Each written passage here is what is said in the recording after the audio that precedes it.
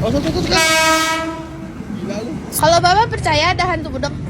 Ada. Nyerem serem. Serem. Nyamperin hantu budek. Sebelum nyamperin hantu budek, kita harus izin sama nyokap dulu ya. Nyamperin hantu budek. Ya walaupun kaget tapi akhirnya nyokap gue ngebolehin. Hari ini kita bakal berangkat pakai motor ya guys, karena lokasinya agak terpencil dan juga deket banget dari rumah gue. Siapa juga nih yang helmnya punya kutukan kayak begini sama kayak gue. Gak sampai 15 menit kita udah hampir sampai dekat lokasinya. Yap, ini adalah rel kereta Bintaro ya guys. Tempat terjadinya tragedi Bintaro 1 1987 dan juga tragedi Bintaro 2 2013 lalu. Di luar dua tragedi besar itu juga banyak kecelakaan yang dipercaya disebabkan oleh hantu budek. Di sini kita masih nyari ya lokasi tepatnya. Tapi di sini gue udah lihat SMA 86 yang dimana itu lokasi tempat narok mayat-mayat tragedi pertama. Setelah beberapa lama menelusuri jalan ini, akhirnya gue memutuskan untuk tanya warga sekitar guys. Dan lu tahu tanpa gue mention hantu budek ini ya, warga sekitar itu udah ngasih tahu ke gue kalau mereka percaya emang ada hantu budek karena banyak yang udah lihat. Ada setan jin budeknya. Kalau Bapak percaya ada hantu budek? Ada. Menurut orang sini, hantu budek itu bentukannya macam-macam guys. Ada yang ular besar, terus ada yang bentukannya perempuan, dan macam-macam lah pokoknya serem-serem. Tapi kerjaan dia tuh cuma satu, yaitu ngebikin orang gak fokus dan budek ketika ada di sekitar rel kereta sampai akhirnya gak dengar kalau ada kereta yang bakal datang dan ketubruk.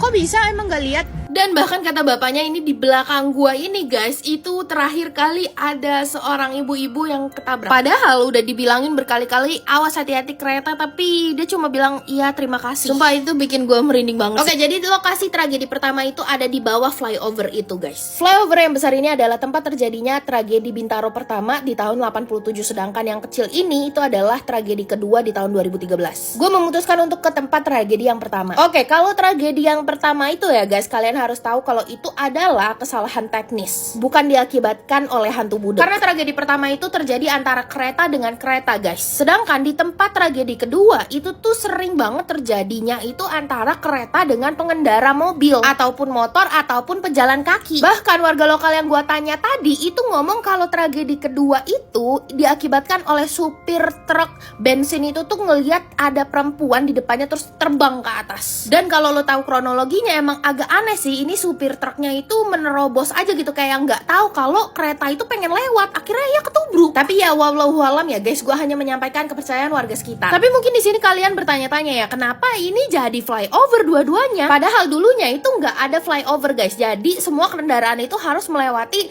jalur rel. Banyak yang percaya kalau dua flyover ini dibuat oleh pemerintah untuk menghindari kejadian-kejadian seperti tragedi 1, 2 dan juga banyak banget kecelakaan di tempat ini kan, yang diakibatkan oleh hantu budek itu guys. Apa lo nggak merinding itu ya dibuatin flyover untuk menghindari si hantu budek? Tapi kalau kata adek gue ya, lokasi ini tuh sering banget macet gitu loh. Jadi ya mungkin aja dibuatin flyover buat menghindari macet juga guys. Ya itu alasan non goibnya ya. Walau alasan yang benar yang mana, cuman kalau bener dibuat karena hantu budek ya merinding banget ya gue. Dan jujur pas waktu gue ada di lokasi ini ya, itu gue merasa merinding banget guys, sumpah. Antara kebayang ya itu mayat sebanyak itu tercecer di sini guys, sama merinding atas keberadaannya hantu budek gitu yang dipercaya banget. Tapi satu yang gue tahu guys, jangan pernah main ke ujung-ujung rel kereta guys.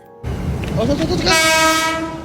Gila lu. Sumpah gue nggak tahu apa yang ada di pikiran gue ketika kereta itu mau lewat, gue malah mendekat coy. Gila itu gue kaget banget coy sampai dikelaksonin. Asli itu kayak spontan aja, gue nggak ngerti dah apa ini hantu budek kali ya. Padahal sebelumnya itu gue lagi ngedoain korban-korban tragedi guys. Ya sudah sampai sini dulu, terima kasih sudah menemani vlog horor Gina kali ini. Ingat ya, ini bukan penelusuran, ini adalah vlogging. Jadi kita bawa santai aja dan gue excited untuk konten-konten selanjutnya yang akan gue kasih ke kalian. Gue spill sedikit ya, next gue bakal ke Bali. Jadi kalian pantengin aja untuk konten-konten gue ada di Bali. See you soon!